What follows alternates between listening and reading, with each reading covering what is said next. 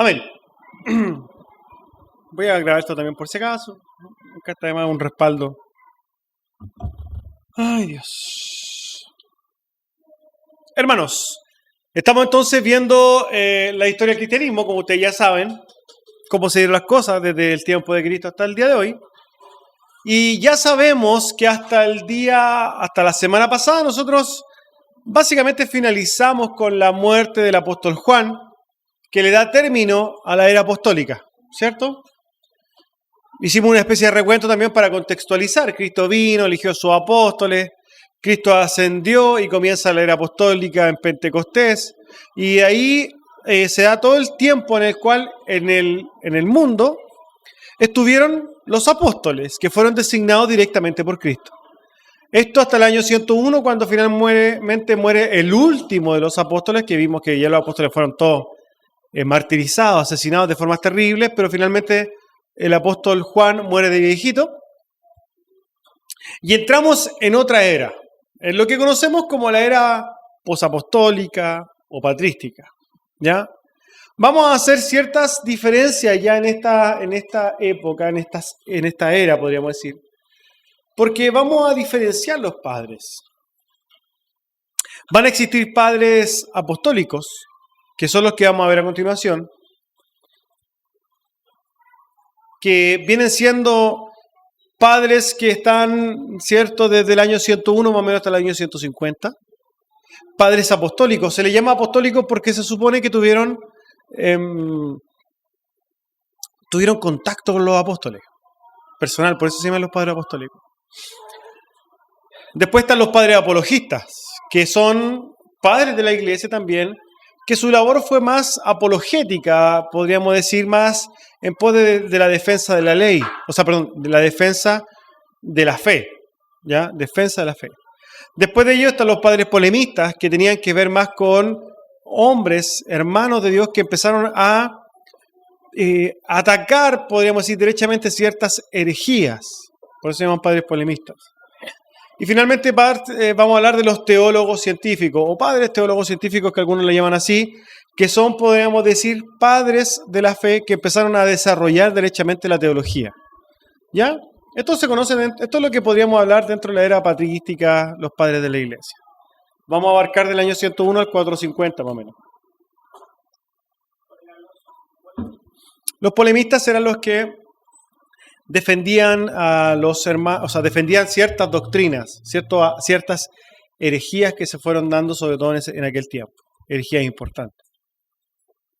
¿Ya? Entonces, como hemos dicho, ya pasamos a la era apostólica, los apóstoles ya no están en la tierra, hermanos, han muerto todos, y entonces comenzamos a ver la historia del cristianismo con todos los que de alguna manera cimentaron el cristianismo ya no estando en la tierra, ¿ya? Es así entonces como en primera instancia llegamos a conocer a los padres apostólicos. Espero que usted alguna vez haya escuchado este término de los padres apostólicos. Y vamos a empezar a conocer aquí a una serie de hermanos de los primeros tiempos que desarrollaron cosas importantes que sobre todo desde la perspectiva histórica nos ayudan mucho a entender qué pasaba en aquel tiempo. Los padres apostólicos, hermanos, son 4. Estos 4 que vemos acá. Estos son los conocidos como los padres apostólicos. Clemente de Roma, Policarpo de Esmirna, Ignacio de Antioquía y Papías de Hierápolis. Yo no sé si ustedes han conocido esto, pero espero que sí hayan escuchado alguna vez de ellos. Cuando hablamos de Clemente de Roma, estamos hablando de Clemente, que venía o vivió la gran parte de su vida en Roma. Asimismo, Policarpo en Esmirna, Ignacio en Antioquía y Papías en Hierápolis. ¿Ya? Vamos a conocer más en profundidad entonces un poco a los padres apostólicos. ¿Ya? Vamos a conocer un poquito en profundidad a los padres apostólicos. No se preocupen que los vamos a ver uno por uno ahora. Clemente de Roma. Clemente de Roma entonces nace en el año 35 después de Cristo aproximadamente, tiempo en el que Jesús probablemente estaba ascendiendo, ¿cierto?, a los cielos.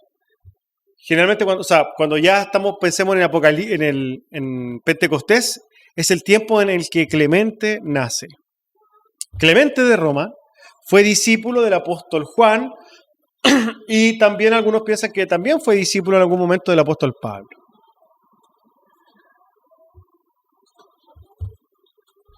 Ireneo de Lyon, que también lo vamos a conocer más adelante, no en esta época, un poquito más adelante, habla de Clemente de Roma y lo sitúa con los apóstoles. Y ciertamente Clemente de Roma viene siendo un caso especial dentro de los padres apostólicos, porque si nosotros nos damos cuenta, él muere en el año 98, cuando nosotros hoy día estamos viendo que ni siquiera aún parte esta época, ¿cierto? Se le da inicio a esta época con la muerte del apóstol Juan. Pero el ministerio del pero Clemente de Roma muere antes que incluso el apóstol Juan. Pero es considerado padre apostólico, ¿por qué? Porque básicamente llevó a cabo un ministerio importante dentro de la iglesia, cuando básicamente el único hermano, el único apóstol que estaba vivo era el apóstol Juan. ¿Ya? Se cree que este Clemente es el citado por el apóstol Pablo en Filipenses 4:3. Dice así Filipenses 4:3. Asimismo te ruego también a ti, compañero fiel, que ayudes a estas que combatieron juntamente conmigo en el Evangelio, con Clemente también y los demás colaboradores míos, cuyos nombres están escritos en el libro de la vida. Clemente de Roma probablemente haya sido este Clemente. A pesar de que estos nombres son bastante regulares, ¿cierto? Sobre todo en aquel tiempo, es muy probable que este Clemente efectivamente haya sido el compañero de labores del apóstol Pablo. Filipenses capítulo 4, versículo 3. Dentro del legado importante de Roma, de Clemente de Roma, se sabe que Clemente de Roma fue obispo o pastor de la iglesia en Roma. Muere en el año 98 según la tradición. Hay muy poca información sobre su muerte, pero se cree que fue echado al mar para morir ahogado. ¿Ya? Esa es una de las más fuertes posturas, ¿cierto?, de la tradición respecto de la muerte de Clemente de Roma. Y fíjense que dentro podríamos decir, del ministerio, de la obra de Clemente de Roma, hay dos cartas a los Corintios. Sobre todo la primera carta de Clemente a los Corintios es una iglesia que tiene un valor histórico muy importante. Sin entrar en detalles de lo que decía esa carta, que data más o menos del año 95, podríamos decir y podríamos ver que cuando el apóstol Pablo le escribe a los Corintios, ¿cierto? Y nosotros sabemos que la primera carta a los Corintios, la segunda carta a los Corintios son cartas de bastante reprimenda al actuar, ¿cierto?, carnal de los hermanos. Algunos piensan que estas conductas no se regularizaron con las cartas del apóstol Pablo y Clemente de Roma, viene a hablar en la misma línea, ¿ya? Por tanto, el primer padre apostólico que conocemos va a ser entonces Clemente de Roma, ¿ya? El cual, como hemos dicho, muere en el año 98 después de Cristo. Es quizás, no sé, raro, da una sensación rara, como de nostalgia, como como que uno le toma cariño a saber que fue discípulo del apóstol Pablo, del apóstol Juan, ¿cierto? Saber que Clemente estuvo ahí con los apóstoles. Si ustedes se fijan, hermanos, y cuando vamos viendo los textos históricos, aquí no existe ni un papa. Clemente de Roma no era papa, no fue papa. No existía el papa todavía aquí. La iglesia romana dice que existe lo que se llama la sucesión apostólica y que derechamente Pedro fue el primer obispo de Roma y así fue. Pero aquí vemos a Clemente, que fue obispo de Roma y no era papa. ¿Ya? No existe ese término. Después, más adelante, unos cuantos años más adelante, vamos a ver dónde empieza a salir, unos cuantos siglos más adelante. ¿Ya? Eso es de Clemente de Roma. El segundo, quizás es mucho más conocido, y quizás todos hemos escuchado un poquito más de Policarpo. Policarpo de Esmirna, que nace más o menos en el año 69 después de Cristo y que muere en el año 155 después de Cristo. Policarpo, hermanos, también fue un discípulo del apóstol Juan. Y fue líder, también obispo o pastor o anciano, de la iglesia en Esmirna. Y también, según la tradición, fue amigo de Ignacio de Antioquía, que vamos a conocerlo después. Fíjense que las crónicas de la muerte de Policarpo son muy conocidas. Según las crónicas, en este tiempo hay unos momentos de persecución, ¿cierto? Desde el Imperio Romano. Sucede que toman a un hermano en la fe de nombre Germánico, que era un hombre anciano. A este Germánico le dicen, niega tu fe para que te salves. Y él dice, yo prefiero morir que vivir en un mundo tan injusto como este. Eso fue un ejemplo. Fue un ejemplo. Y sin duda, lo que pasó ahí también iba a traer trascendencias más importantes, porque con la muerte de Germánico, por las bestias que habían en aquel lugar, toda la gente que había alrededor, que se cree que fue en el mismo Coliseo, empieza a gritar, que traigan a Policarpo, que traigan a Policarpo. Y finalmente, hermanos, van en busca de Policarpo. Policarpo en primera instancia huye, empieza a esconderse de ciudad en ciudad, empieza a esconderse dentro de la iglesia. Pero llega un punto, hermanos, donde empiezan a torturar a hermanos para que empiecen a decir dónde está Policarpo. Torturan a uno, ¿cierto? Dicen dónde está, Policarpo se arranca. Pero se supone, y según dice la tradición, que Policarpo tuvo una visión en un momento y dice a sus hermanos cristianos, yo no corro más, yo no me escondo más. Por tanto, esperó a los soldados romanos que iban a ir a buscarlo y se entregó. Cuando llega entonces Policarpo, ¿cierto?, ante su acusador, lo quieren hacer blasfemar contra Dios. Lo quieren hacer negar a Dios. Y Policarpo tiene y dice esta cita que es conocida, ¿cierto? Policarpo es el que dice esto. Llevo 86 años sirviendo a mi Señor y ningún mal me ha hecho. ¿Cómo he de maldecir a mi rey que me salvó? Cuando dice él eso, finalmente da a entender que él no estaba dispuesto a negar a su Dios y él muere quemado en Roma. Se supone que muere en Roma quemado, ¿cierto? Muere asesinado. Algunas crónicas ya hacen como más romántico esto y dicen que él murió efectivamente quemado y que mientras estaba siendo quemado, ¿cierto? Mientras estaba en la hoguera no moría y que un soldado le tira una lanza y su sangre apaga la fuego. Eso es parte también de las tradiciones que hablan de la muerte de Policarpo. Pero sí sabemos que él muere quemado. Ahora, la muerte de Policarpo, como dice ahí, fue reconocido y recordado incluso por los paganos, porque fue una muerte de un anciano, hermanos. Se supone que un anciano uno tiene como mayor misericordia, ¿cierto? Pero este hombre murió bastante viejito y murió por la fe. Si nosotros nos damos cuenta, hermanos, lo que es el destino que sufrieron los apóstoles, en este tiempo todavía seguían sufriendo los hermanos, sobre todo los principales de la iglesia. Por eso cuando alguien se quiere hoy día bautizar y dice, no, yo me quiero bautizar, como en el tiempo, ¿cierto?, de la Biblia vemos que los hermanos se bautizaban, no es tan simple. Cuando alguien se bautizaba en esos tiempos, hermano, estaba diciendo, yo estoy dispuesto a morir por Cristo. Y asimismo, estos hombres, estos hermanos, sellaron su vida a través de esto.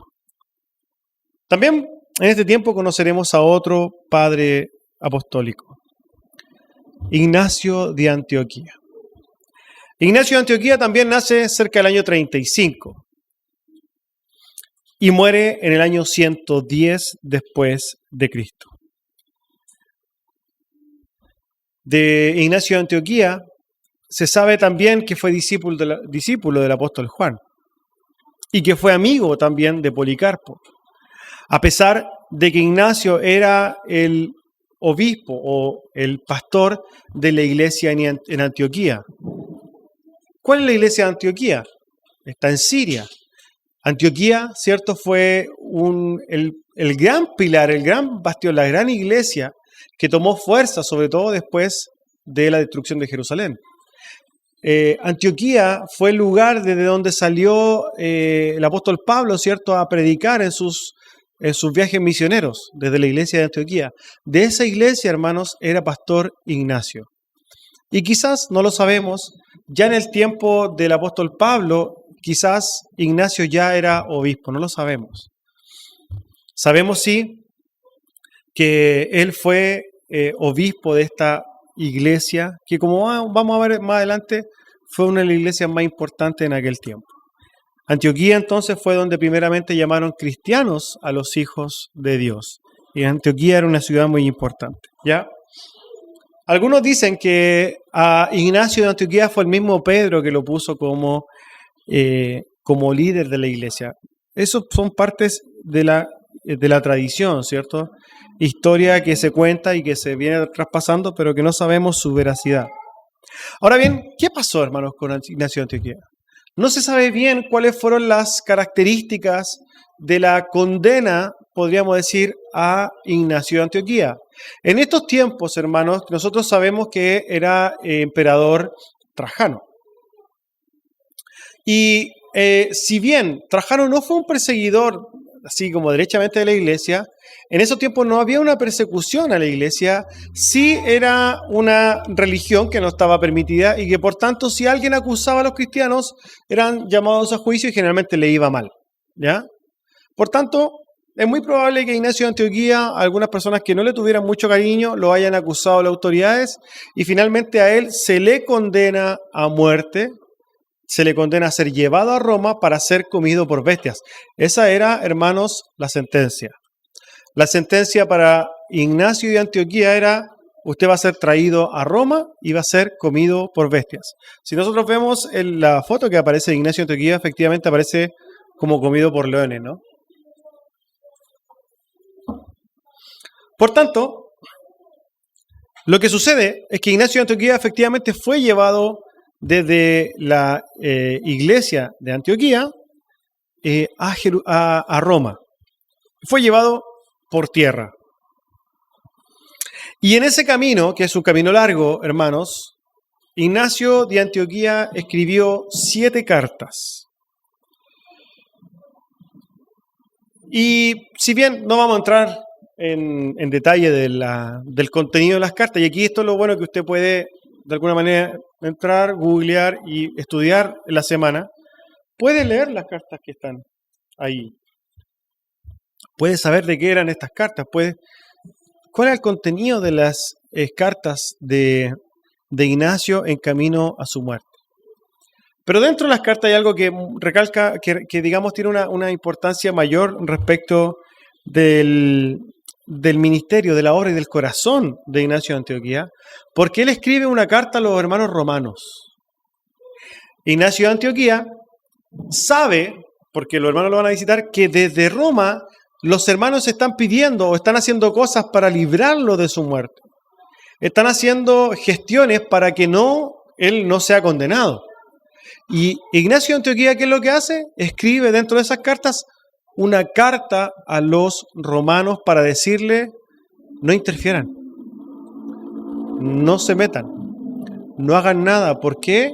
Porque de alguna manera yo estoy sellado y quiero hacerlo. Quiero morir, quiero seguir a mi maestro.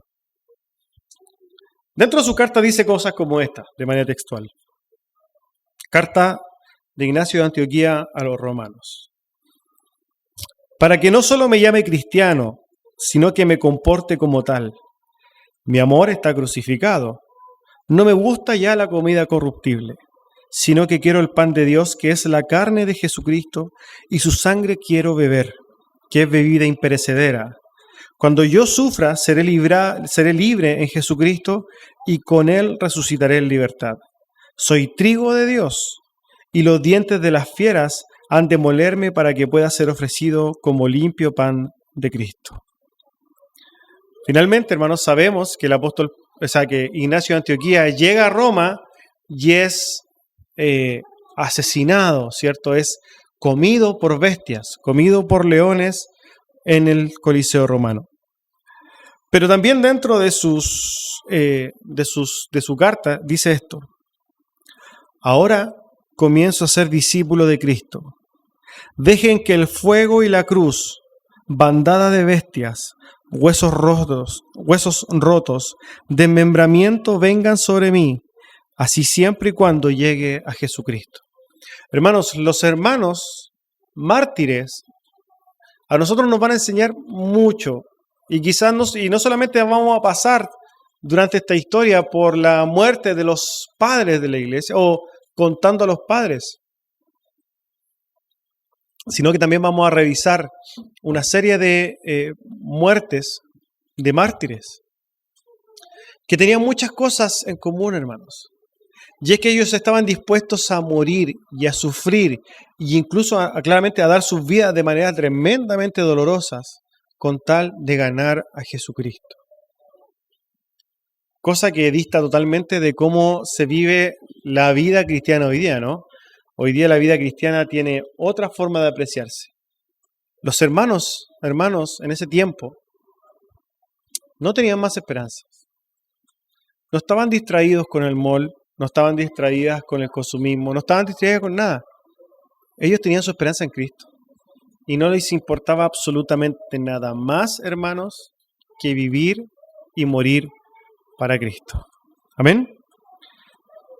Así muere entonces Ignacio de Antioquía, padre apostólico, en el año 110 después de Cristo. Finalmente encontramos a Papías de Hierápolis, ahí está mal escrito. Papías de Hierápolis. Hierápolis, ahí está mal escrito. Fíjense que según Ireneo de León, que vamos a conocerlo después, Papías no fue un hombre muy brillante, no era un hombre muy inteligente, pero sí fue un hombre muy piadoso. Y dentro de su obra o de su legado hay algo que es importante dentro de Papías. Y es que Papías es conocido como el primer comentarista bíblico. Y fíjense que esos comentarios que él escribió son sumamente importantes, porque nos enseña mucho respecto del canon bíblico y de lo que la iglesia ya observaba en ese tiempo. Papías hace dentro de su obra, ¿cierto?, algunos comentarios a los 4 evangelios que hoy día nosotros tenemos en nuestra mano y comentarios a las cartas paulinas que a nosotros nos dicen y ya nos van diciendo, esto es lo que leía la iglesia primitiva en aquel tiempo, ¿ya? A Papías lo conocemos y conocemos su legado porque básicamente Eusebio de Cesarea, que también lo vamos a conocer más adelante, que toma un poco de la historia, cita a Papías y su obra, ¿ya? Y nos traspasa, nos traslada unos cuantos años más, quizás cercanos a Cristo, para demostrarnos qué es lo que la iglesia ya estaba haciendo. Papías también fue un discípulo del apóstol Juan y fue un amigo íntimo de Policarpo, ¿ya? Hierápolis, ¿cierto? Es una ciudad que está en Grecia y Papías fue obispo de aquella ciudad. No se sabe mucho, hermanos, de la muerte de Papías. No se sabe si murió de viejito, si murió por la fe. No hay antecedentes respecto de la muerte de Papías, pero finalmente existe su legado, el cual fue rescatado unos 200 años después y por eso lo conocemos. Este es Papías, del cual entonces encontramos que su legado tiene que ver con su obra, ¿cierto? Que como dice ahí, era una obra de 5 libros llamado La exposición de los dichos del Señor, que era un comentario bíblico. Ese era Papías. Estos 4 hombres forman parte de los padres apostólicos, hermanos. Si ustedes se fijan, son pocos. Con el tiempo, los padres, vamos a ir conociendo a los otros padres que son muchos más. Pero al principio estos fueron los 4 primeros que nosotros encontramos dentro de la iglesia. Y aparte, fue un periodo de tiempo muy corto, ¿cierto? Hemos avanzado más o menos 50 años. Pero hoy día no solamente, hermanos, vamos a hablar de los padres apostólicos, porque recordemos que esto es parte de la historia del cristianismo y tenemos que ir viendo otras cosas también. Y lo que vamos a ver entonces es cómo estaba la iglesia ya en ese tiempo. Si nosotros vemos este mapa, es básicamente un mapa de, como dice ahí, territorios cristianizados, grandes comunidades cristianas, otras comunidades cristianas. Si bien este mapa debe ser del siglo I, nos muestra cómo estaba, ¿cierto?, desarrollado también un poco el Imperio Romano. Y aquí lo importante de ver en este mapa es, lo que quiero mostrarle es cuáles eran las iglesias quizás más importantes o que se transformaron en verdaderos bastiones de la fe cristiana. Nosotros vamos a ver la parte de abajo que está, cierto, y espero que ubiquen un poco, donde dice iglesia primitiva, arribita, un poquito hacia la mano derecha, esa parte es la parte de Egipto, y ahí está la iglesia de Alejandría. Alejandría, hermanos, va a ser una de las iglesias, podríamos decir, más importantes. Ya para este tiempo, para el siglo, mediados del siglo II, la iglesia de Alejandría era una iglesia importante. ¿Para qué hablar de la iglesia de Antioquía? Donde nosotros acabamos de decir que Ignacio de Antioquía era el obispo. Antioquía está un poquito, de Alejandría un poquito más hacia la derecha y un poquito más hacia arriba de Jerusalén. También podríamos hablar de que la iglesia de Jerusalén, a pesar de la destrucción de Jerusalén y después de otra guerra, ¿cierto?, de judíos con romanos, siempre fue un lugar importante para la fe cristiana en esos tiempos. Y a esto se suman dos importantes iglesias, hermanos. La iglesia de Roma, que cada vez desde acá en adelante va a tomar mayor importancia, básicamente porque ahí, ¿cierto?, estaba la cúpula, ¿cierto?, del poder político a través del Imperio Romano. Pero también vamos a encontrar, hermanos, que en el sector de las iglesias de Calcedonia, ¿cierto?, vamos a encontrar otras iglesias que son importantes, donde vamos a encontrar la iglesia de Filipo, la iglesia de Éfeso, ¿cierto?, Tesalónica. Ese conjunto de iglesias también fue un bastión muy importante para la fe cristiana. Esto ya estamos hablando, hermanos, del año de mediados del siglo II. Pero recordemos que la iglesia parte de Jerusalén. Todo lo que vemos ahí y que lo que hemos dicho es obra podríamos decir, producto de la obra evangelística. El evangelio fue propagado en ese tiempo, no había Facebook, no habían redes sociales, a puro puño, hermano, a puro caminar, a pura palabra, a pura predicación al aire libre, cara a cara, ¿cierto? Predicación constante de los hermanos que incluso costó la muerte de muchos hermanos. Ya este tiempo, hermanos, entendamos que en todos estos sectores que podemos ver aquí, ya murieron los apóstoles de maneras terribles. Y unas cuantas cantidades de hermanos más murieron por llevar la predicación del evangelio. ¿Ya? Así vamos creciendo. Entonces, aquí estamos en el mundo conocido de aquel entonces, ¿cierto? Cómo la iglesia va a crecer.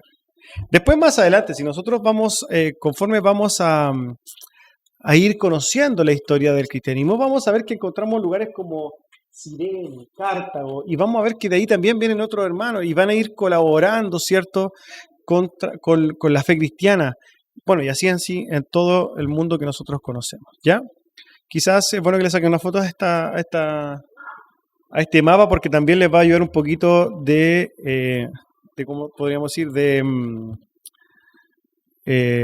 geografía. Es súper importante. Quizás a los que no les he enseñado geografía, hermanos, los que no les he enseñado un poquito de geografía, la península que está allá, que es ese pedazo de tierra que sale, ¿cierto?, es la península ibérica, donde está, me desenchufé parece, donde está España.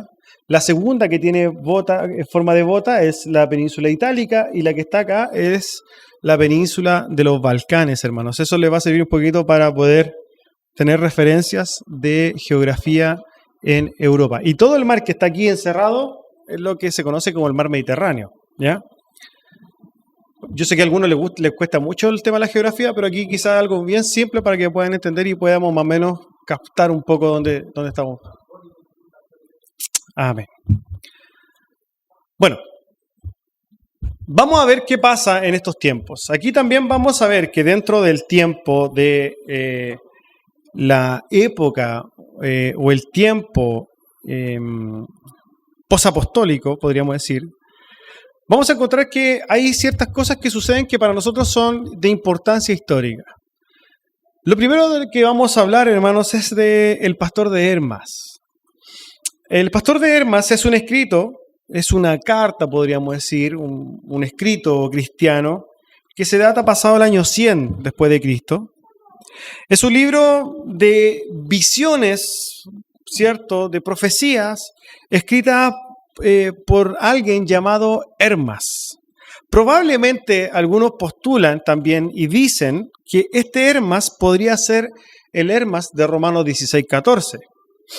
Romanos 16:14 dice: saludad a Asíncrito, a Flegonte, a Hermas, a Pátrobas, a Hermes y a los hermanos que están con ellos, justamente en Roma, ¿cierto?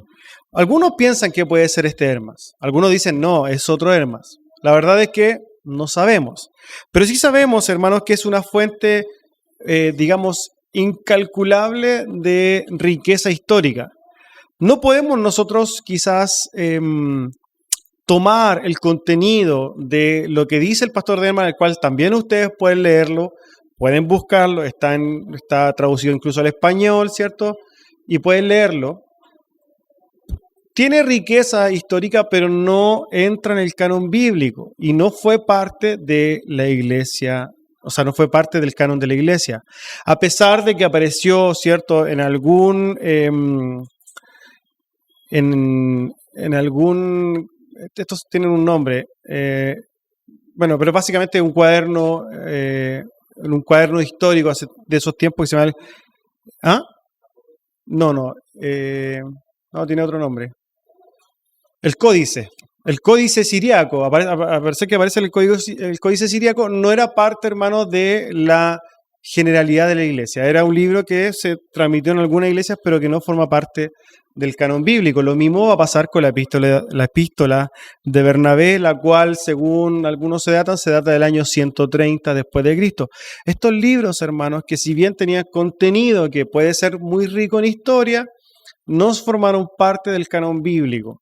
Fueron libros que se transmitieron en algunas comunidades cristianas, pero que no formaron parte del canon bíblico, y esto lo vamos a entender a la luz de ver lo que es el canon bíblico y cómo se va formando la Biblia, amados hermanos.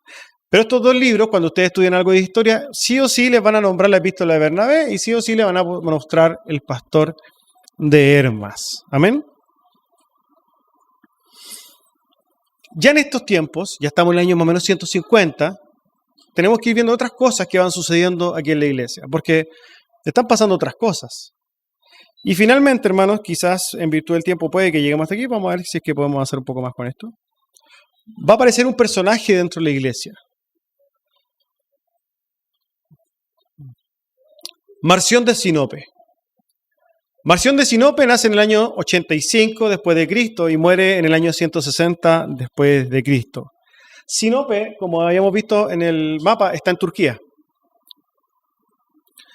Y Marción, hermanos, es, podríamos decir, el primer gran hereje de la iglesia cristiana. Si ustedes nosotros vimos, ¿cierto?, que hemos hablado de algunas herejías, hablamos un poco de los judaizantes, hablamos, ¿cierto?, del pensamiento, ¿cierto?, gnosticista, hablamos un poco del docetismo, pero que eran movimientos que tenían una cantidad de gente que los defendía. Pero Marción tiene su propia herejía, ¿cierto? Su propia herejía, llamada marcionismo. Y lo llamativo de esto, hermanos, es que el marcionismo, a pesar de que queramos o no aceptarlo, está vivo hasta el día de hoy. Marción nace entonces en el año 85, era un hombre de una familia muy rica, el hombre tenía bastante dinero, y según cuenta la historia, cerca del año 135 fue aceptado en la iglesia de Roma. Fue aceptado como miembro de la iglesia de Roma en el año 135. Dicen que él dio una ofrenda súper, hiper, mega grande, una cantidad enorme de dinero, que era como, no sé, imaginemos unos 100 millones de pesos, 200 millones de pesos al día de hoy, si es que no más. ¿Por qué? Porque tenía mucho dinero. Pero juntamente con haber llegado a la iglesia y haberse tomado cierto renombre, fue comulgado o fue echado a la iglesia en el año 144 después de Cristo. Incluso fue expulsado tan mal de la iglesia que le devolvieron hasta su plata. Váyase usted y su plata. Pero ¿qué hace Marción? Marción, que por lo demás fue expulsado por hereje, y después vamos a hablar un poco de su herejía, Marción fue hablando por ahí, fue haciendo su propia religión, podríamos decir, enseñando su propia doctrina, y la verdad es que tuvo éxito. El marcionismo fue un movimiento que ya a mediados del segundo siglo, final del segundo siglo, hermano, tenía bastantes seguidores en muchos lugares del imperio conocido. ¿Ya? ¿Cuál era la herejía entonces de Marción? Él postulaba y decía que el Dios del Antiguo Testamento no era y no podía ser el mismo del Nuevo Testamento. ¿Por qué? Porque el Dios del Antiguo Testamento era pura ira, pura justicia, ¿cierto? Y era un Dios tirano. Totalmente contrario al Dios de amor que nosotros encontramos en el Nuevo Testamento, el Cordero Inmolado, ¿cierto? Es tanto así, y llevó tan lejos su herejía Marción, que él desarrolló su propio canon. Así de simple. Él tomó, ¿cierto?, los libros de la Biblia, eliminó el Antiguo Testamento, porque claramente no le importaba, y empezó a tomar algunos evangelios, el Evangelio de Lucas, por ejemplo, y empezó a sacar todas las partes que a él no le gustaban. Lo empezó a recortar, y empezó a hacer su propia Biblia. Dejó algunas cartas paulinas, ¿cierto?, también recortándole cosas, pero sacó, por ejemplo, la carta de Santiago, ni hablar, ¿cierto?, y empezó a sacar una serie de cosas, y él armó su propio canon, su propia Biblia.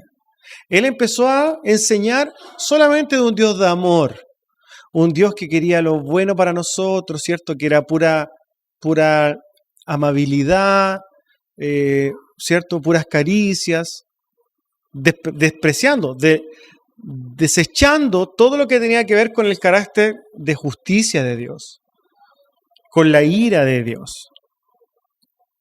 Hermanos, a este hombre se le opusieron varones de Dios. Justino Mártir escribió contra Marción. No saben quién es Justino Mártir todavía, pero ya la próxima semana creo que van a saber. Pero pueden anotarlo.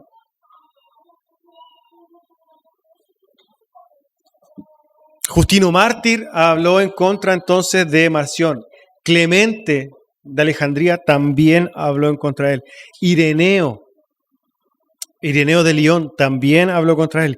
Incluso Policarpo, hermanos. Policarpo, que ya sabemos quién es, atacó a Marción. ¿Y sabe cómo le decía Policarpo?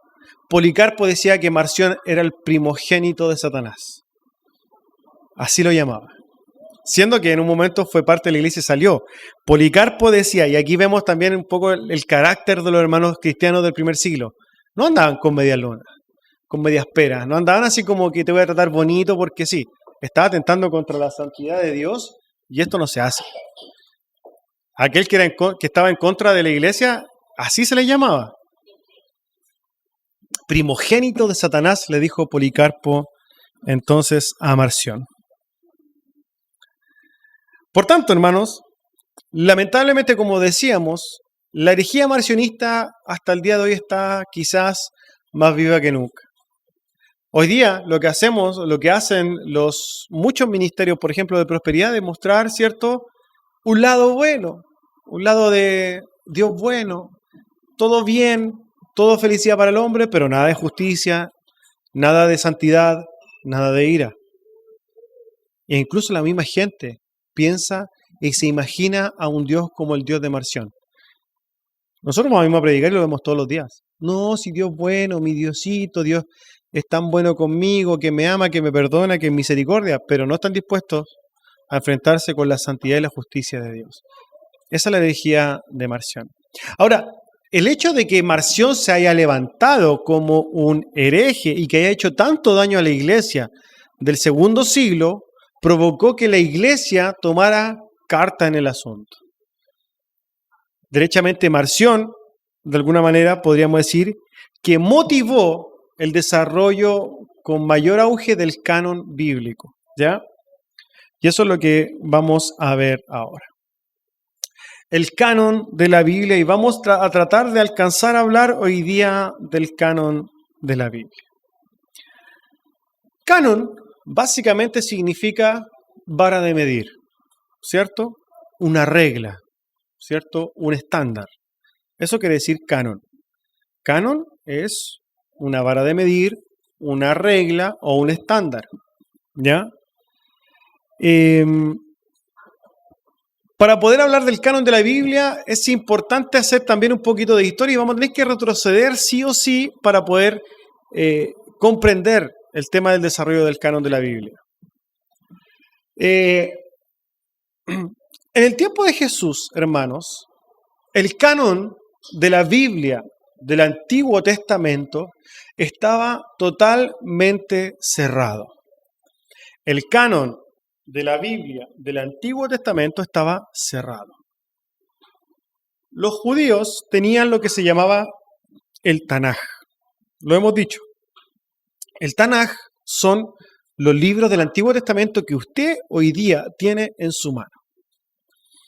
Y los libros que usted tiene en su mano son los mismos que el Tanaj, y créanme, hermanos, como dice, así postula la historia, y hasta las personas, podríamos decir, más fieles a la historicidad, eruditos, van a coincidir en lo mismo. No había duda en el tiempo de Jesús qué es lo que formaba parte del canon bíblico y qué no. Ellos tenían claro en el tiempo de Jesús que los libros que formaban parte del canon del Antiguo Testamento y del Tanaj, que es lo mismo, eran justamente los que tenemos aquí, lo que aparece ahí en libros del Antiguo Testamento, que son los mismos que tenemos en nuestra Biblia. No había ninguna duda respecto a esto. Cuando Jesús anda por su ministerio, cita libros, ¿cierto?, del Antiguo Testamento que nosotros hoy día tenemos. Ahora, ¿qué pasa? Porque derechamente la gente, muchos se preguntan, incluso muchos cristianos, dicen, oye, ¿y por qué los católicos o los romanos hoy día tienen más Biblia? O sea, tienen más libros. ¿Por qué ellos en el Antiguo Testamento tienen más libros? Bueno, vamos a explicarlo. Existen lo que se llaman los libros apócrifos. Existen lo que se llaman los libros apócrifos. Los libros apócrifos, hermanos, fueron libros que no entraron dentro del canon o que no formaban parte, que no fueron considerados dentro del canon de la iglesia, ni dentro del canon de las escrituras del Antiguo Testamento. Cabe recalcar y hacer hincapié en esto. El canon no significa que se junta un grupo de personas en un concilio para determinar qué libro es aceptado y qué no. Así no se da el canon.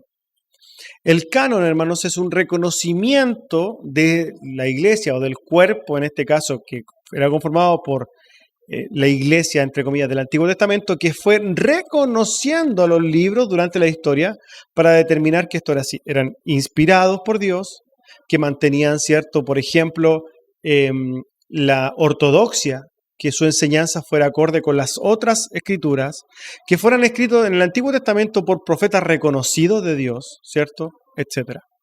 Ya en el Nuevo Testamento, y todavía no estamos hablando del Nuevo Testamento, vamos a ver que se van a pedir o se van a utilizar, podríamos decir,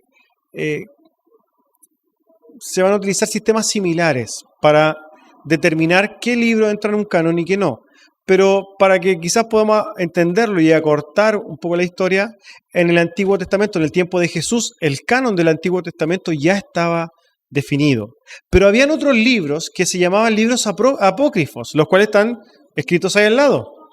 Libro de Tobías, libro de Judith, el libro de Sabiduría, Eclesiástico, Baruch, Macabeos. Estos eran libros, hermanos, que si bien tenían contenido importante respecto de la historia, como por ejemplo podemos decir el pastor de Hermas, no eran parte del canon de la Biblia del Antiguo Testamento, no eran parte del canon del Tanaj, no eran parte del Antiguo Testamento. Ahora bien, ¿cuál es el problema? ¿Cómo se lleva a cabo esta confusión? Nosotros vamos a saber, hermanos, que estos libros apócrifos nunca estuvieron escritos en las Biblias que nosotros conocemos. Estos realmente fueron incorporados en la Biblia y se le llama deuterocanónicos por los católicos, o sea, canónicos de después, eso quiere decir Deuteronomio, o sea, deuterocanónicos, canónicos después, cosa que para nosotros no son ni siquiera deuterocanónicos, son apócrifos, o sea, que si bien tienen un contenido importante, no son canónicos, eso quiere decir. Vamos a ver que ellos, después de la Reforma Protestante, en el Concilio de Trento, llegan al acuerdo de que van a incluir estos libros. Pero eso lo vamos a ver quizás con más detalles más adelante. Toda quizás la confusión, hermanos, que se va a dar respecto de estos libros a los cristianos de hoy, va a darse, hermanos, porque en la historia pasó un acontecimiento que realmente fue importante. La escritura de la Biblia llamada la Septuaginta. ¿Ya? ¿Qué pasa con la Septuaginta? ¿Qué es la Septuaginta? La Septuaginta, hermanos, es una traducción. De aquí, quizás es importante que ponga atención. En el siglo III aproximado antes de Cristo, en Alejandría, justamente donde nosotros vimos que estaba Egipto, ¿cierto? Ya recuerdan que estaba Alejandría en Egipto. Existía un rey que se llamaba Ptolomeo II. Él, con la intención de conservar, ¿cierto?, la literatura judía y llevarla al tiempo en el que el mundo hablaba griego, dijo, traduzcamos todos los escritos judíos. Y empezó a hacer una traducción del idioma hebreo, algunos piensan que también había texto en arameo, al griego. Se traduce la Biblia del Antiguo Testamento al griego. Pero ¿cuál fue el problema que se suscitó? Que no solamente la Septuaginta se tradujeron los libros canónicos, sino que adicionalmente se tradujeron libros históricos. Por tanto, es muy probable, o sea, no es probable, es cierto, en la Septuaginta vamos a encontrar que están todos los libros del Antiguo Testamento que nosotros conocemos, pero adicionalmente también vamos a encontrar Macabeos. Y también vamos a encontrar Eclesiástico. Pero no era porque de alguna manera los traductores, que a todos estos libros, el nombre Septuaginta viene de los 72 intérpretes, que se supone 72 sabios que tradujeron esto, y de ahí viene el nombre 70, y por tanto Septuaginta, por eso viene el nombre, no quiere decir que estos 70 crean o hayan creído que los libros apócrifos eran canónicos. No es así. Los tradujeron solamente por orden de Ptolomeo porque encontraron que eran libros de valor histórico. Por tanto, hermanos, si bien cuando nosotros vamos al Nuevo Testamento y vemos en el libro de los Hechos o cualquier libro donde los hermanos, los apóstoles, citaban la Septuaginta, citaban siempre libros canónicos. No citaban libros no canónicos. Citaban, y aquí estamos hablando de citar con la autoridad de Dios, no citaban con la autoridad de Dios, no decían, así dice el Señor, por ejemplo, en el libro de Macabeos, nunca decían así. Decía, así dice el Señor, el libro de los Salmos, ¿cierto? El profeta tanto, cosas que formaban parte del canon del Antiguo Testamento. Por tanto, para poder ir armando un poco este tema de cuál es ¿Qué realmente forma parte de lo que nosotros conocemos como Biblia? Lo primero que tenemos que determinar es que los libros que nosotros tenemos en nuestras Biblias protestantes en el Antiguo Testamento son los libros canónicos, históricamente. Los libros que nosotros tenemos en nuestras Biblias protestantes son los libros que históricamente fueron canónicos. Nosotros no inventamos nada. Los evangélicos protestantes nunca le añadieron nada a la Biblia. Los que le añadieron libros apócrifos fueron los romanos en el Concilio de Trento después de la Reforma Protestante. Eso es súper importante. Concilio de Trento en el año 1532, ya 5 siglos atrás. ¿Ya? Eso en primer lugar. Dicho eso, y ya teniendo claro, espero yo, que se haya sido entendible, porque estamos tratando de hacer un resumen, ¿cierto? Pero espero que haya sido entendible que en cuanto a los libros del Antiguo Testamento no tenemos diferencias, ¿cierto? No tenemos dudas. Los libros que tenemos en nuestra parte, ¿cierto? Nuestra Biblia son los libros históricamente reconocidos. Hay algunas Biblias, y esto es importante decirlo, hay algunas Biblias que se desarrollaron con el tiempo que tradujeron también los libros históricos apócrifos, pero que decían, estos libros son de carácter histórico, pero no son inspirados. ¿Ya? Es importante decir. Ahora bien, vamos al Nuevo Testamento, que es lo más conflictivo, ¿no? A ver, el desarrollo del Nuevo Testamento también fue un proceso paulatino, hermanos.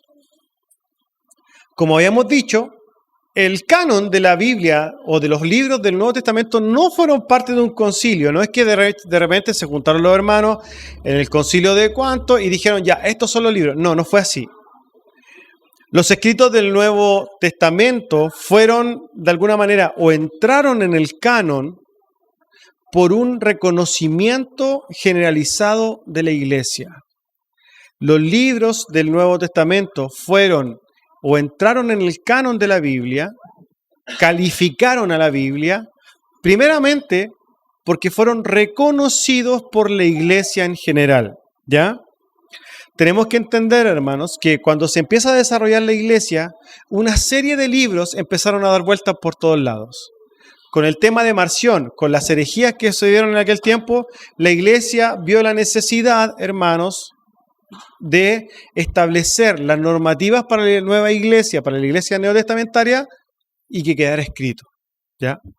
Y por tanto, la Iglesia los hermanos empezaron a mandar cartas, Pablo, Pedro, Juan, y estas cartas se empezaron a traspasar de iglesias en iglesias y en todas las iglesias conocidas. Y por ejemplo, en Alejandría veían el Evangelio, por ejemplo, de Juan, pero de repente les llegaba a ellos una carta, por ejemplo, el Evangelio de Tomás. Entonces, estos hombres de Alejandría empezaban a estudiar y a leer el Evangelio de Tomás. Pero, ¿qué pasaba en Antioquía? En Antioquía estaban estudiando el Evangelio de Juan, pero también estaban estudiando el Evangelio de Lucas. Y entonces empezaron a generar estas discordancias entre, bueno, ¿y cuáles son los libros que realmente son y cuáles no son? Y se empezó a agudizar derechamente el sentido o el olfato o el ojo respecto de los libros que si eran canónicos o no, y se empezaron a comparar. ¿Qué dice este evangelio? Estamos hablando de un evangelio que estamos inventando solamente a modo de ejemplo. ¿Qué dice el evangelio de Tomás? ¿Está diciendo cosas que realmente van en concordancia con lo que ha escrito el apóstol Pablo? No, creo que no. Y las iglesias mismas fueron desechando en diferentes lugares las Biblias, las cartas que muchas veces no se sabía quién le había escrito, que tenían nombres de apóstoles, pero que decían, no, estas no van de acuerdo a lo que la Escritura, ni del Antiguo Testamento, ni lo que los apóstoles ya han cimentado. Entonces, dentro de la iglesia hubo un reconocimiento generalizado de ciertos libros. Por ejemplo, las cartas del apóstol Pablo. Las cartas del apóstol Pablo estaban diseminadas y estaban por todas las iglesias primitivas del primer siglo y todos concordaban en que esas eran las epístolas, las cartas que realmente eran inspiradas por Dios. Los evangelios, que fueron tempranos también, empezaron a reproducirse y los 4 evangelios, y aquí vemos la importancia de la historia y de lo que, por ejemplo, lo que hizo Papías, de derechamente decir, miren, vamos a hacer un comentario de los 4 evangelios que son los que circulan en toda la iglesia conocida. Porque esos eran los evangelios reconocidos como inspirados. Ahora, cuando hablamos de canon, estamos diciendo que dentro de esta vara de medir, de esta regla o de este estándar, los libros tenían que cumplir ciertas características. Como por ejemplo, cuando hablamos del Nuevo Testamento, estos evangelios, estos libros, estas cartas, tenían que ser escritas por apóstoles o algún cercano de un apóstol reconocido por la iglesia. Porque si yo estaba en el primer siglo y nadie me conocía, y yo llegaba con la carta de Juanito Pérez, la iglesia me decía, ¿y quién eres tú? ¿Y qué le escribió? ¿Y qué dice? Y ahí podía determinar, esta carta no la vamos a reproducir en la iglesia, porque esta carta no dice nada en concordancia ni con la escritura del Antiguo Testamento, a ti nadie te conoce, y así se iban desechando las cartas, y finalmente quedaron establecidas las cartas que eran de común acuerdo. Y no solamente la iglesia de Alejandría estaban leyendo las cartas de Pablo y los evangelios que nosotros conocemos, sino que la iglesia de Roma también, y en la iglesia que en ese tiempo estaba en España también, y las que estaban, por ejemplo, en las regiones de Tesalónica estaban leyendo las mismas Biblias. Y la iglesia, hermanos, comenzó a reconocer los escritos que estaban en el canon de la Biblia. Ahora, todo esto es por la obra del Espíritu Santo. Y esto no tenemos que olvidarlo, hermanos. ¿Por qué? Porque nosotros estamos en la fe, ¿cierto?, del Hijo de Dios, de Jesucristo, el cual, hermanos, no escribió nada. Jesucristo no escribió nada. A no ser que usted me muestre una carta, ¿cierto?, que diga Jesús a los romanos o Jesús a la carta a la iglesia de Antioquía. No existe. Jesús no escribió nada. Pero Jesús dijo, el Espíritu Santo le recordará todas las cosas. El Espíritu Santo guiará a la iglesia. El Espíritu Santo es el que ahora va a construir la iglesia. Y por tanto, el Espíritu Santo moraba en la iglesia. Y la iglesia, a través del Espíritu Santo, es la que reconoce la obra de Dios a través de los escritos que se empiezan a diseminar. Por otro lado, hermanos, los que escribían las cartas sabían que estaban escribiendo por parte de Dios. Y aquí vamos a ver algunos ejemplos de cómo los autores de las cartas sabían que estaban escribiendo la palabra misma de Dios. Por ejemplo, Primera de Pedro, capítulo 1, versículo 10 al 12, dice: los profetas que profetizaron de la gracia destinada a vosotros inquirieron y diligentemente indagaron acerca de esta salvación, escudriñando qué persona y qué tiempo indicaba el Espíritu de Cristo que estaba en ellos, el cual anunciaba de antemano los sufrimientos de Cristo, la gloria que vendrían tras ellos. A estos se les reveló no para sí mismo, sino para nosotros, administraban las cosas que ahora os son anunciadas por los que os han predicado el Evangelio por el Espíritu Santo enviado del cielo, cosas en las cuales anhelan mirar los ángeles. El apóstol Pedro está diciendo, si bien en el Antiguo Testamento predicaron, ¿cierto?, los profetas, ahora la predicación viene directamente por los que son usados por el Espíritu Santo. Lo que están haciendo Pedro y los otros apóstoles es venir a poner el estándar de las Escrituras del Nuevo Testamento a la misma altura que las Escrituras del Antiguo Testamento. Segunda de Pedro 3 dice: amados, esta es la segunda carta que os escribo, y en ambas despierto con exhortación vuestro limpio entendimiento, para que tengáis memoria de las palabras que antes han sido dichas por los santos profetas y del mandamiento del Señor y Salvador dado por vuestros apóstoles. El apóstol Pedro nuevamente poniendo entonces en la misma calidad las escrituras del Antiguo Testamento con las del Nuevo. El apóstol Pablo escribiendo a Corintios, 2 Corintios 13, dice: esta es la tercera vez que os escribo a vosotros.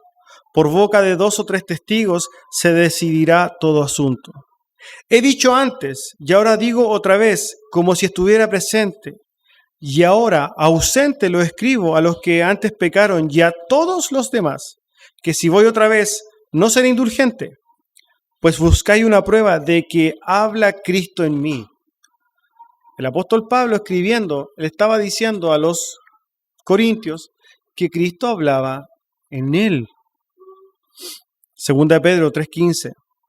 Y tened entendido que la paciencia de nuestro Señor es para la salvación, como también nuestro amado hermano Pablo, según la sabiduría que le ha sido dada, os ha escrito también, casi en todas sus epístolas, hablando de ellas estas cosas, entre las cuales hay algunas difíciles de entender, las cuales los indoctos e inconstantes tuercen, como también tuercen las otras escrituras.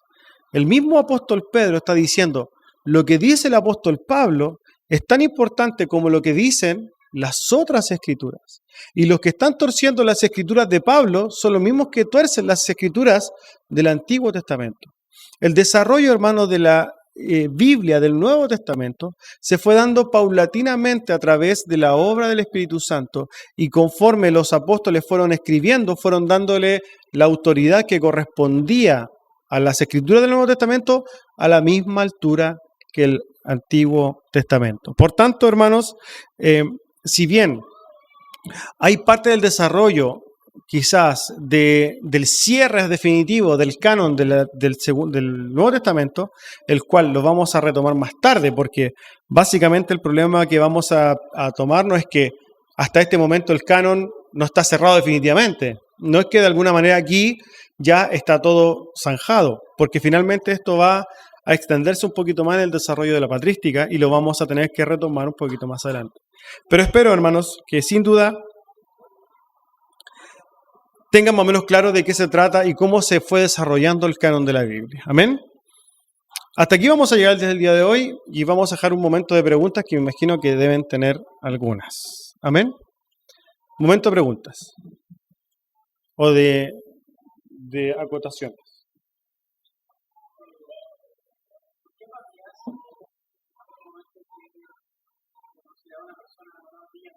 ¿Mm? Según lo que yo dije, que ese fue un comentario de Ireneo de León. Ireneo de León fue el que calificó a Papías de un hombre no muy brillante. Fue Ireneo, no yo. Estoy solamente Ireneo sí fue brillante, de ahí lo vamos a conocer. Sí, Ireneo.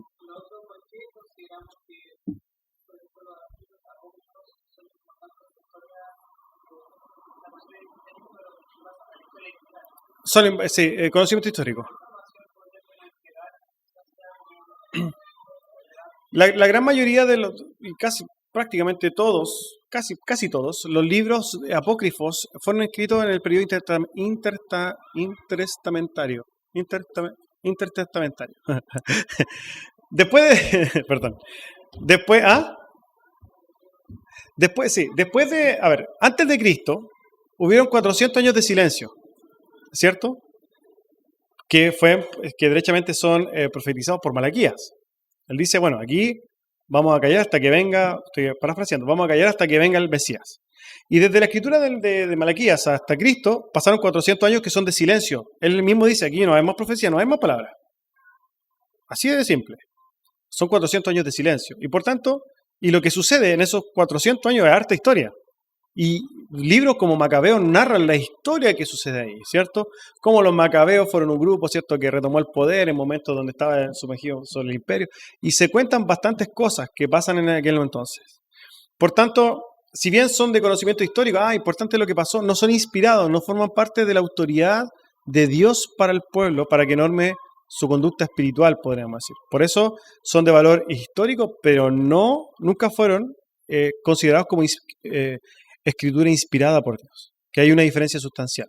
Una escritura inspirada por Dios es aquella en la cual se evidenciaba el mensaje, ¿cierto?, celestial hacia los hombres por mano de los instrumentos que Dios utilizó. ¿Ya?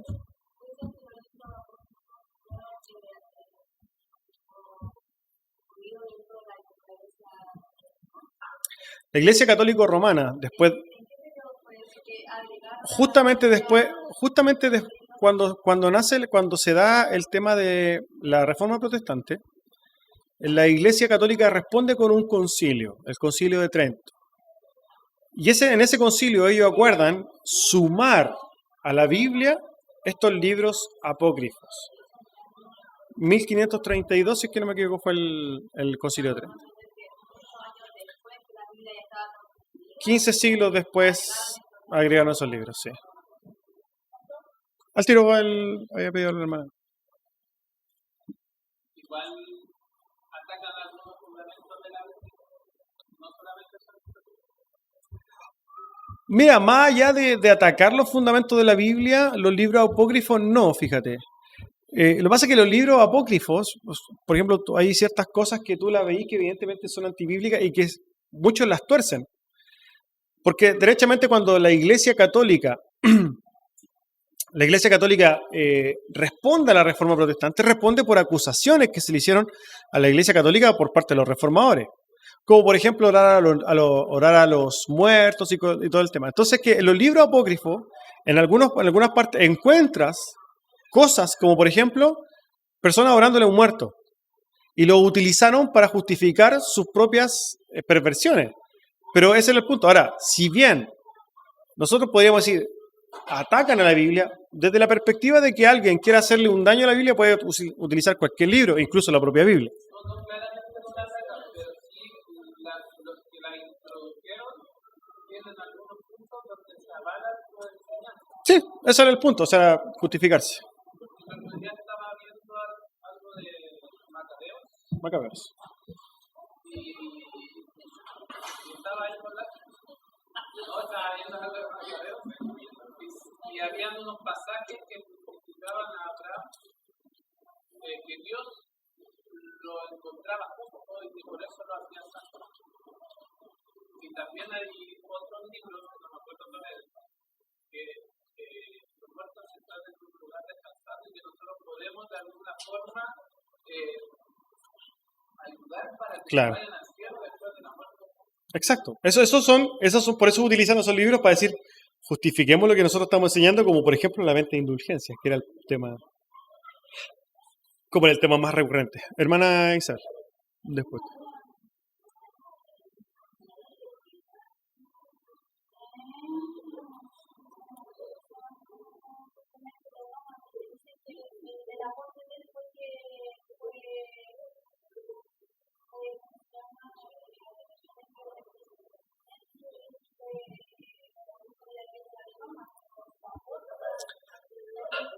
Más allá de un aporte, así como un legado, es básicamente el reconocimiento de un hombre de Dios nomás, y que formó parte quizás del martirio.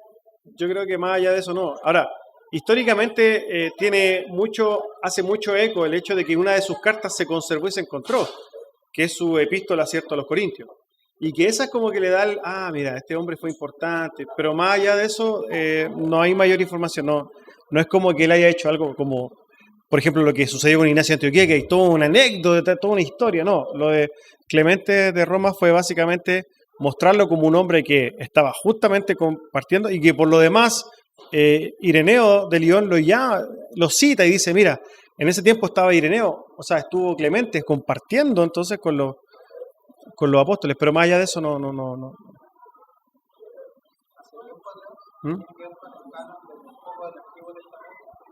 Me preguntó una persona que no existe sobre el libro, igual se nombra el libro, no sé qué, que nombra el libro. Y tuve que poner a investigar, y era como una especie, creo que salió en el periodo intertestamentario. Y lo ha escrito por el nombre, es una persona que tomó el nombre, que hacía mucho eso de tomar el nombre de Juan. Exacto. Pero ella es histórico porque de hecho el libro tuvo ese nombre. Entonces, esta persona decía, yo conocí todo lo del libro, ¿no? Decía, no, porque era un libro de tradición que se fue, pero no quiere decir que ustedes, o sea, que como cristianos le vamos a dar todo el libro, que se va a pasar por y ahora me pareció que iba a leer, salió el libro, pero la Biblia no está ahí. Es que hoy día el libro de Enoch se toma así como misterio sin resolver y por ese lado se lee, pero la verdad que derechamente nunca estuvo en el canon y sí.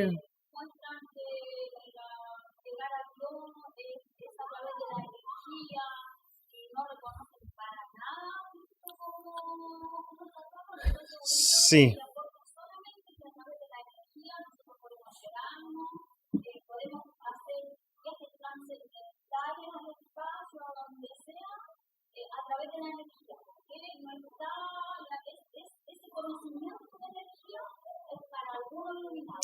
Gnosticismo eso.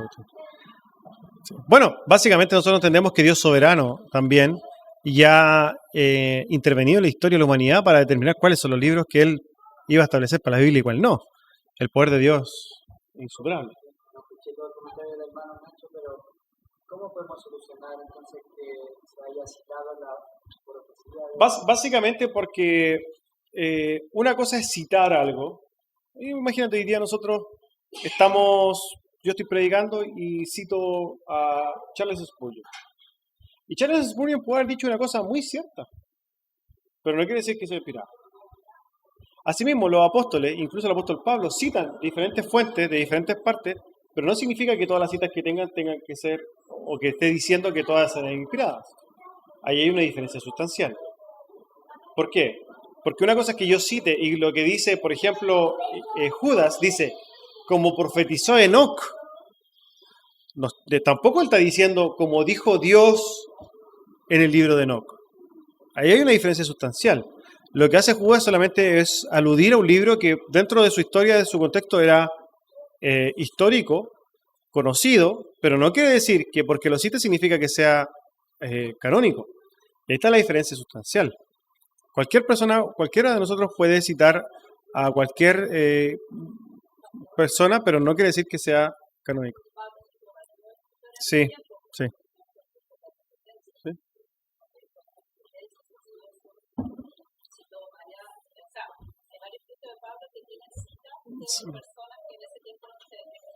Sí, por eso digo, no porque hayan utilizado fuentes X significa que estas fuentes sean inspiradas por Dios. O sea, bajo ningún punto de vista, Judas está diciendo que lo que dijo Enoch era parte de la Biblia.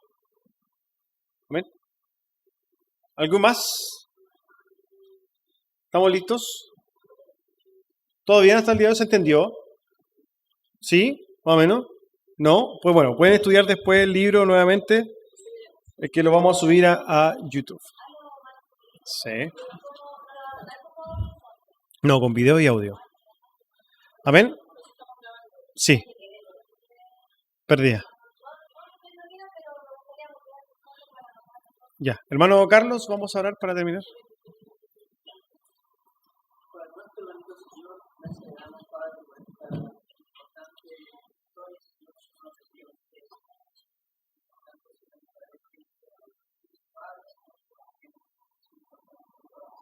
Amén.